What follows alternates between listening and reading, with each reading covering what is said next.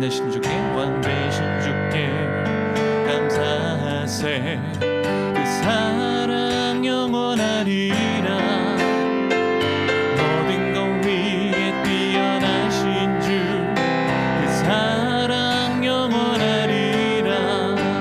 찬양 찬양. 능력의 손과 펴신 팔로 그 사랑 영원하리라. 거듭난 영혼들을 위하여 그 사랑 영원하리라. 찬양 찬양 찬양 찬양 찬양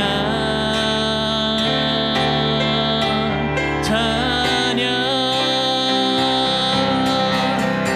영원히 신실하신 능력의 하나님, 영원히 함께하리.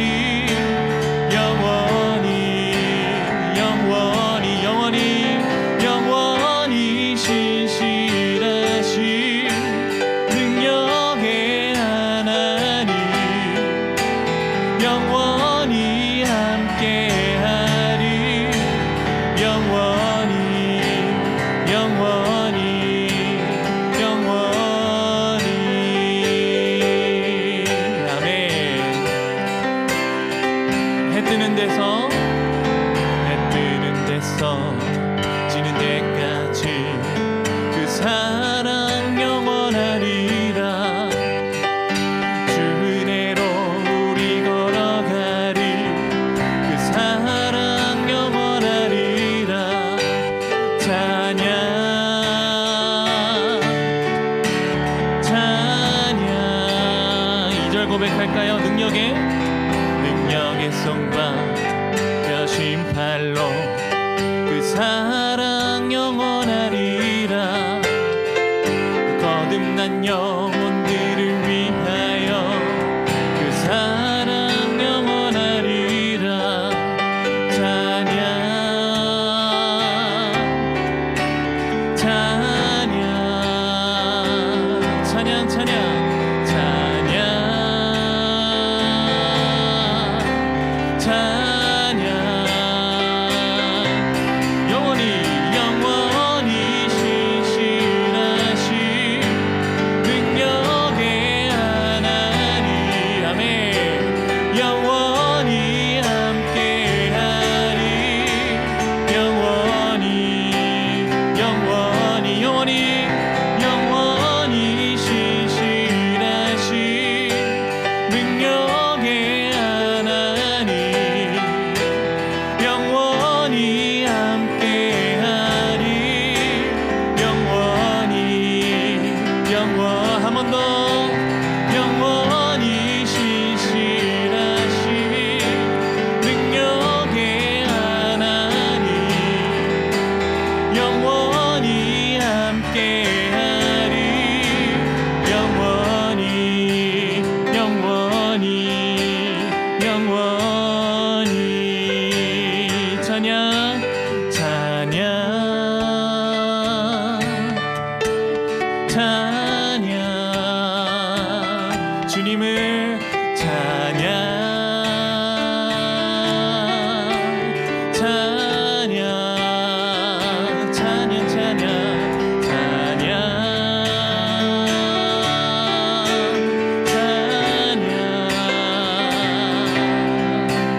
찬양 찬양.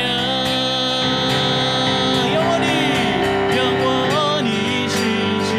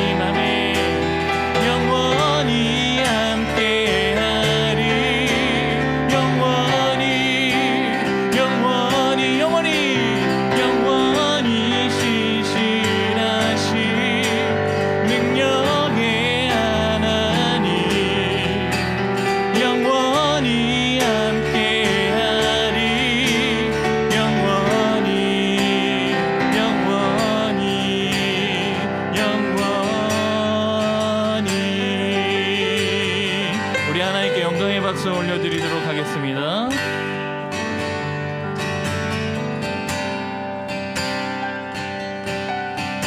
신실하신 주님, 주님과 같은 분이 없습니다.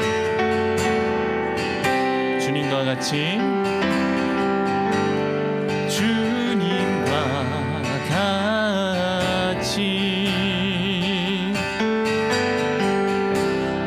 내 마음 만지는 분은 없네. 오랜 세월 찾아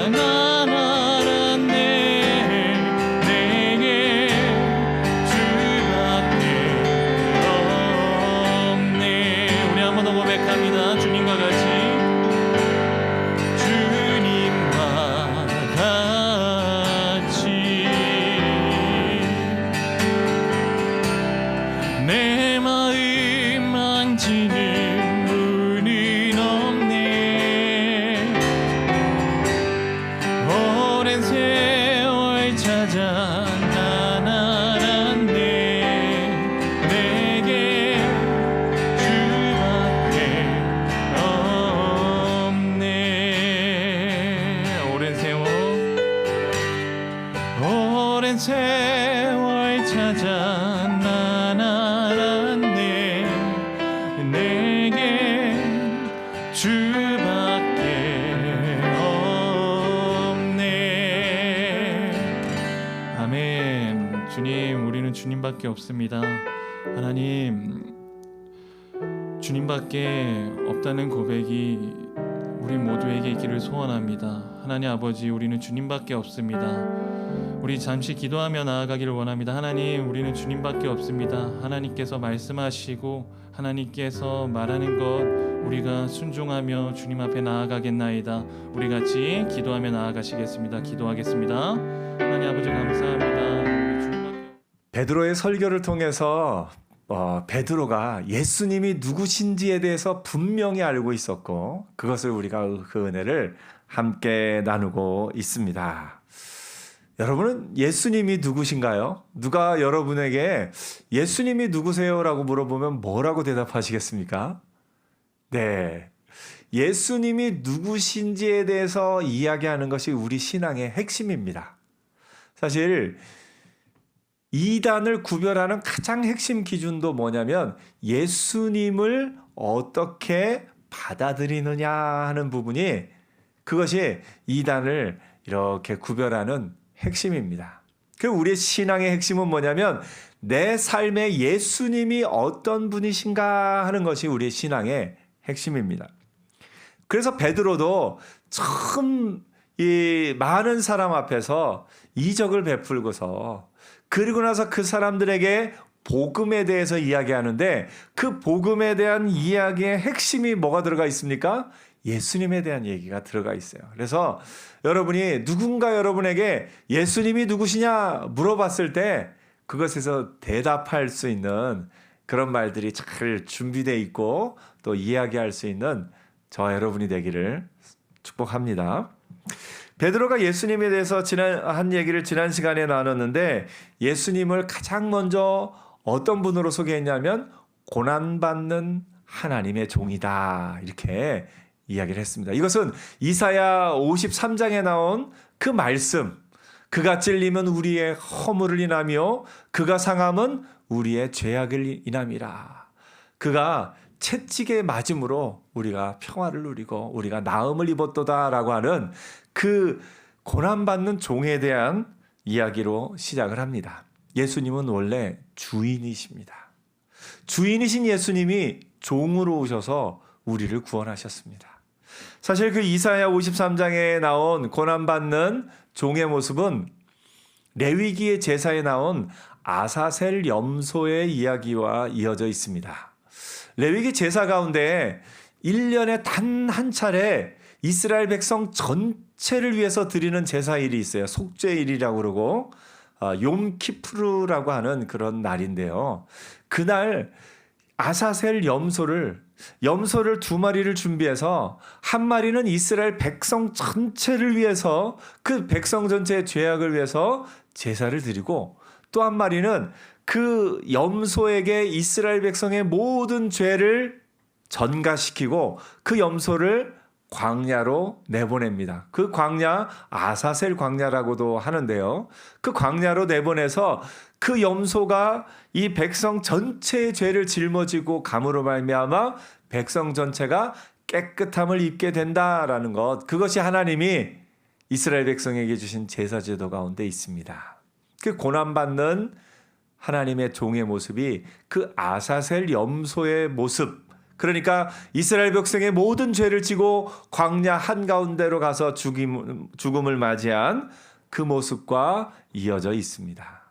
그래서 주인이신 예수님이 이 땅에 종으로 오셔서 우리를 구원하셨음을 베드로가 제일 먼저 고백합니다. 그리고 나서 베드로가 예수님을 또 어떤 분으로 고백했죠? 거룩하고 의로운 분. 거룩하다라는 건 하나님이시다라는 것이고요. 의로운 분이라는 것은 인간이지만 죄가 없으시다 하는 이 두 가지가 요 말 속에 들어가 있습니다. 거룩한 분, 예수님은 우리의 죄를 대신하기 위해, 우리의 죄를 깨끗하게 하기 위해 이 땅에 오셨는데 하나님이신 예수님이 하나님의 모습 그대로 있었으면 우리의 죄를 대신해서 죽으실 수 없어요. 그래서 거룩한 분, 하나님이신 예수님이 이 땅에 인간의 모습을 입고 오셨습니다. 그런데 인간의 모습을 입고 오셨는데 죄가 있으면 안 되겠죠. 그래서 죄가 없는 의인의 모습으로 이 땅에 사셨고 십자가에 달려 죽으셨습니다. 그래서 예수님은 절반 하나님이고 50% 하나님이고 50% 인간이 아니라 100% 하나님이시면서 100% 인간의 모습으로 이 땅에 오셨다라는 것을 베드로가 이렇게 마음으로 고백하고 있는 겁니다. 그러면서 그 예수님을 믿는 우리에게 새 생명이 임한다. 생명의 주인이신 예수님이 우리에게 새 생명을 주신다라고 베드로가 고백하고 있습니다. 그러면서 그 베드로가 그 예수 그리스도를 믿음으로 말미암아 우리가 어떻게 될 것을 또 한번 얘기하는데 19절에 오늘 말씀에 이렇게 이야기합니다. 너희가 회개하고 돌이켜 너희 죄 없이 함을 받으라. 이같이 하면 새롭게 되는 날이 주 앞으로부터 이를 것이요. 예수님이 어떤 분이신지에 대해서는 앞에 쭉 얘기하면서 그 예수님으로 말미암아 우리가 어떻게 되는가? 어떻게 되는가요? 새롭게 될 것이다 이야기하고 있습니다. 예수님은 우리를 새롭게 하는 분이십니다. 아멘. 사실 사람은 쉽게 바뀌지 않는다 이야기를 많이 합니다. 그래서 3살 버릇이 어디까지 간다고요? 80까지 간다. 될성 부른 나무는 뭐부터 한다고요? 떡잎부터 한다. 이런 말들이 있어요. 그 말의 의미는 뭐냐면 어릴 때 그 사람의 모습은 쉽게 바뀌지 않는다. 이게 세상의 속설입니다. 사람은 쉽게 바뀌지 않아요. 그런데요, 기적이 뭐냐면 예수 안에서는 바뀝니다. 예수 안에서는 우리가 새 사람이 됩니다. 이것이 기적입니다. 베드로가 이야기합니다. 너희가 회개하고 돌이켜 너희 죄 없이함을 받으라. 이같이 하면 새롭게 되는 날이 주 앞으로부터 이를 것이요. 사람은 기본적으로 변하지 않고 자기 고집대로, 자기 습관대로, 자기 본성대로 살아가는 것이 사람이지만 예수 안에서 우리는 새롭게 되는 기적의 역사가 있을 겁니다. 그래서 우리는 날마다 새 사람으로 살아가고 있는 거예요. 고린도후서 5장 17절에도 이렇게 이야기하죠. 그런즉 누구든지 그리스도 안에 있으면 새로운 피조물이라. 이전 것은 지나갔으니 보라 새 것이 되었도다. 오늘 예수 안에서 저와 여러분 새 사람입니다. 우리는 사실 사람이 흔히 변하지 않는다는 그런 생각이 있어서 각 사람에 대한 선입관이 있어요. 저 사람은 그런 사람. 누군가 화를 한번 크게 낸 것을 보면 저 사람은 화내는 사람. 저 사람은 소리 지르는 사람, 저 사람은 어떤 사람 하고 우리가 각 사람에 대해서 가진 선입관들이 있어요. 이거 쉽게 바뀌지 않습니다.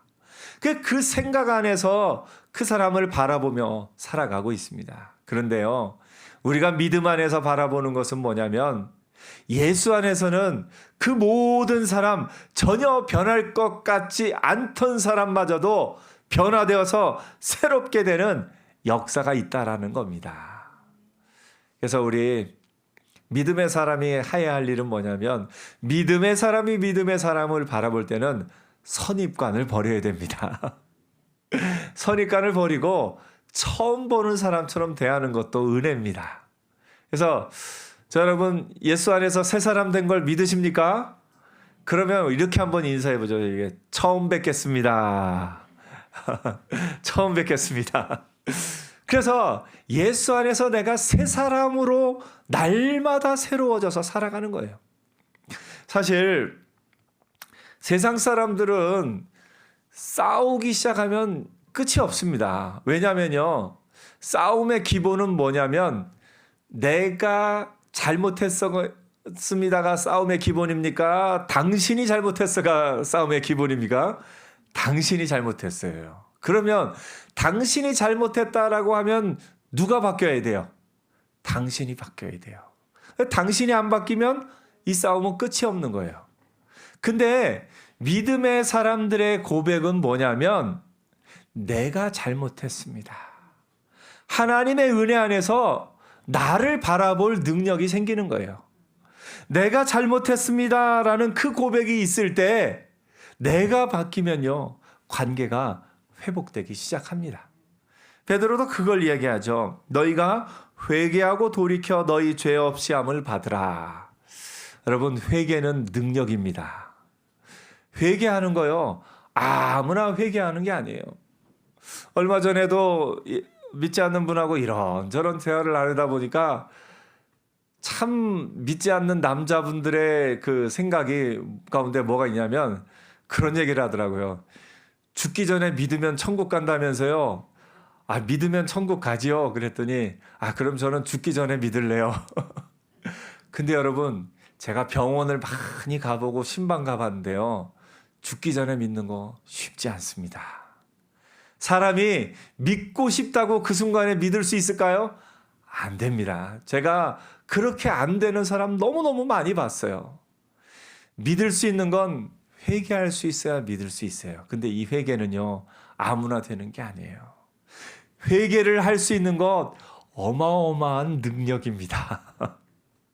그래서 여러분이 나 자신을 돌아볼 수 있고 내 안에 있는 죄를 발견하고 하나님의 은혜 안에 그걸 회개할 수 있는 것, 여러분 대단한 능력자들이십니다. 옆에 한번 얘기하세요. 대단한 능력자이십니다. 대단한 능력자. 여러분, 나의 죄를 회개하고 하나님 앞에 나아갈 수 있는 거 대단한 능력이에요. 그래서 여러분, 날마다 하나님의 은혜 안에서 나 자신을 다시금 돌아보며 회개하고 새 사람이 되어 사는 은혜가 있기를 축복합니다. 날마다 새 사람으로 사는 것, 이게 믿음의 사람의 능력입니다. 그래서 당신이 잘못했어요 공격하는 것이 아니라 내가 뭘 잘못했는지를 나를 바라보고 나를 또 고치고 나를 변화시키고 내가 새 사람이 될 때 관계가 회복되고 관계가 새로워지고 하나님의 은혜 안에서 참된 평화를 누리며 살아가게 되는 줄 믿습니다. 믿음의 사람의 가장 큰 그 능력이 여기에 있어요. 회개할 수 있는 능력, 나 자신을 변화시킬 수 있는 능력, 내가 새 사람이 될 수 있는 것, 이거는 세상 그 어느 누구가 갖지 못한 놀라운 능력인 것을 보게 됩니다. 근데 이제 우리가 살다 보면 나의 죄만 있는 게 아니라 나에게 영향을 끼치는 다른 사람의 죄도 있죠. 물론 다른 사람의 죄 때문에 그 죄가 나한테 영향을 끼치기도 합니다. 나의 죄는 회개함으로 해결할 수 있는데 다른 사람의 죄는 어떻게 해결할 수 있어요? 용서로서 해결할 수 있습니다. 이 용서라는 것은 하나님이 우리에게 주신 의무가 아니라 하나님이 우리에게 주신 선물과 같은 거예요. 용서는 그 사람을 위해서 하는 게 아니라 누구를 위해서 해요? 나를 위해서 하는 거예요. 용서함으로 말미암아 내가 누리는 평화가 있습니다. 그래서 하나님이 우리에게 나의 죄는 회개함으로 없애고 다른 사람의 죄는 용서함으로 없애서 죄 없이 함을 받고 죄와 상관없이 새롭게 되어 살아갈 힘을 주셨습니다. 오늘 여러분 매일매일 새 사람으로 사는 은혜 있기를 축복합니다. 바울도 그랬어요. 나는 날마다 죽노라. 나는 날마다 죽노라. 옛사람을 벗어버리고 새 사람을 입으라. 이렇게 이야기합니다. 오늘 여러분 혹시 지나가다가 옷 한 벌을 1년 내내 그 옷 입고 있는 사람 보면 여러분 어떻겠습니까? 가까이 가겠습니까? 힘들죠. 가까이 못 가요. 옷 한 벌을 1년 내내 입으면 그 사람 곁에 가까이 못 갑니다. 그런데요. 마음의 옷을 1년 내내 똑같은 모습으로 똑같이 살아가는 사람들이 세상 가운데 너무나 많습니다. 옷을 갈아입지 않고 하면은 몸에서 악취가 나듯이 그 마음에서 새롭게 함을 입지 않고 회개함이 없이 그 마음 그대로 그 마음의 악취를 내며 사는 사람들이 너무나 많은 것을 봅니다. 악취가 나는 줄도 모르고요. 믿음 안에서 우리가 날마다 새 사람을 입고 날마다 주의 은혜 안에서 회개의 능력으로 그 은혜 안에서 새 사람을 입고 산다는 건 얼마나 감사한 일인 줄 모릅니다. 그래서 여러분 날마다 새 사람으로 사는 은혜가 있기를 축복합니다. 이번 한 주간도 새 사람으로 사는 그래서 믿음의 사람끼리 만날 때는 그렇게 인사했으면 좋겠어요. 오늘 또 참 새로운 모습으로 참 신선하시네요. 그러면서 서로에게 있는 새로운 모습을 칭찬하며 격려하며 그렇게 사는 모습이 얼마나 아름다울지 생각을 해봅니다. 베드로는 그 예수님이 우리에게 그렇게 새롭게 하는 모습이고 그러면서 그 예수님을 뭐라고 말씀하냐면 20절에 주께서 너희를 위하여 예정하신 그리스도 곧 예수를 보내시리니 그리스도 예수. 예수님이 그리스도시다. 예수 그리스도라는 이름이 하나님의 역사를 상징적으로 보여주고 있습니다. 아까도 얘기했지만 하나님이신 예수님이 이 땅에 오셨고요. 이 땅에 예수님이 기름 부음을 받아 하나님 우편에 올려지셨습니다. 하나님이신 예수님이 하나님이신 분이 이 땅 가운데 오신 그 이름이 예수고요. 이 땅에 인간으로 오셨는데 기름 부음을 받아 하나님 우편에 올라가신 그 이름이 그리스도입니다. 그래서 예수 그리스도 그 이름에 하나님이신 예수님, 인간이신 예수님이 그 이름에 그대로 녹아 들어가 있어요. 하나님이 이 땅에 인간의 몸을 입고 오신 이름이 예수고요. 인간의 이름을 입고 오셨지만 기름 부음을 받아서 하나님 우편에 높임을 받으신 그 이름이 그리스도입니다. 그리스도는 기름 부음을 받았다라는 의미가 있습니다. 구약에 하나님과 인간 사이에, 이스라엘 백성과 하나님 사이에 기름 부음을 받은 세 가지 직책이 있어요. 잘 아시죠, 여러분? 뭘까요? 왕이 있고 선지자가 있고 제사장이 있어요. 이 왕과 선지자와 제사장은 모두 하나님과 이스라엘 백성 중간에 위치해 있습니다. 가장 먼저 선지자는 어떤 역할을 하죠? 하나님을 대신해서 하나님의 음성을 이스라엘 백성에게 들려주는, 전해주는 역할을 하는 사람이 선지자입니다.